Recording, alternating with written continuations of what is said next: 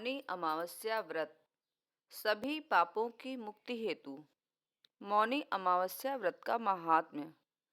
माघ माह में कृष्ण पक्ष की अमावस्या को मौनी अमावस्या कहते हैं। इस दिन मौन रहना चाहिए। इस व्रत को मौन धारण करके समापन करने वाले को मुनि पद की प्राप्ति होती है। इसलिए इस दिन मौन व्रत रखकर मन को संयम में रखने का विधान बनाया गया है। शास्त्रों में वर्णित है कि होठों से ईश्वर का जाप करने से जितना पुण्य मिलता है, उससे कई गुना अधिक पुण्य मन में हरि का नाम लेने से मिलता है। पूजन विधि विधान। मौनी अमावस्या के दिन संगम में स्नान करना चाहिए। स्नान करने के बाद मौन व्रत संकल्प लें। भगवान विष्णु की प्रतिमा का पीले फूल, केसर, चंदन, घी का दीपक और प्रसाद के साथ पूजन करें।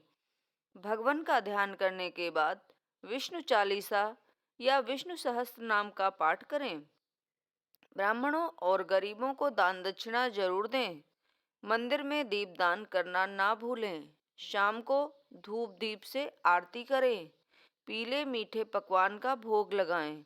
गौ माता को मीठी रोटी या हरा चारा खिलाने के बाद व्रत खोलें।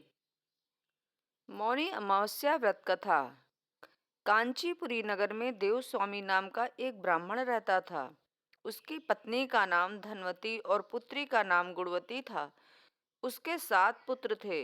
देव स्वामी ने 7 पुत्रों का विवाह करने के पश्चात अपनी पुत्री के विवाह के लिए योग्य वर की तलाशी के लिए अपने बड़े बेटे को नगर से बाहर भेजा और इसके बाद स्वामी ने अपनी पुत्री गुणवती की कुंडली एक ज्योतिषी को दिखाई।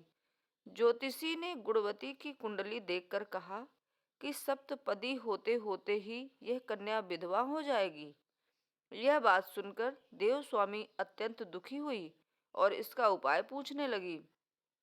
ज्योतिषी ने बताया कि इस योग का निवारण सिंघल दीपवासिनी सोमा नामक धोबिन को घर बुलाकर उसकी पूजा करने से ही संभव होगा। यह सुनकर देव स्वामी ने अपने सबसे छोटे लड़के के साथ अपनी पुत्री को सोमा धोबिन को घर लाने के उद्देश्य से सिंघल द्वीप जाने के लिए रवाना कर दिया। वे दोनों समुद्र के तट पर पहुंचे और समुद्र को पार करने का उपाय सोचने लगे, लेकिन कोई उपाय नहीं सूझा तो दोनों भाई बहन भूखे प्यासे एक वट वृक्ष की छाया में उदास होकर बैठ गए। उस वृक्ष पर गिद्ध के बच्चे रहते थे। वे दिन भर इन दोनों को परेशान होते हुए देख रहे थे। शाम को बच्चों की माँ उनके लिए कुछ आहार लेकर आई और उन्हें खिलाने लगी, लेकिन गिद्ध के बच्चों ने कुछ नहीं खाया और अपनी माँ से कहा कि इस वृक्ष के नीचे आज सुबह से 2 ही बच्चे और 2 प्राणी भूखे प्यासे बैठे हैं। जब तक वे नहीं खाएंगे हम लोग भी नहीं खाएंगे।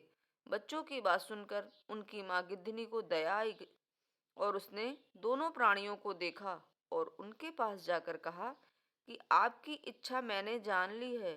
आप लोग भोजन करें। कल प्रातः मैं आप लोगों को समुद्र पार सोमा के घर पहुंचा दूंगी।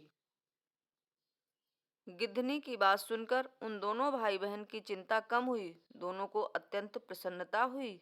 उन्होंने गिद्धनी को प्रणाम कर भोजन किया। प्रातः होते होते गिद्धनी ने उन्हें सोमा के घर पहुंचा दिया, जिसके बाद वे सिंघल द्वीपवासिनी सोमा नामक धोबिन को घर लेकर आई और उनकी पूजा की, जिसके बाद उनकी पुत्री का विवाह हो गया।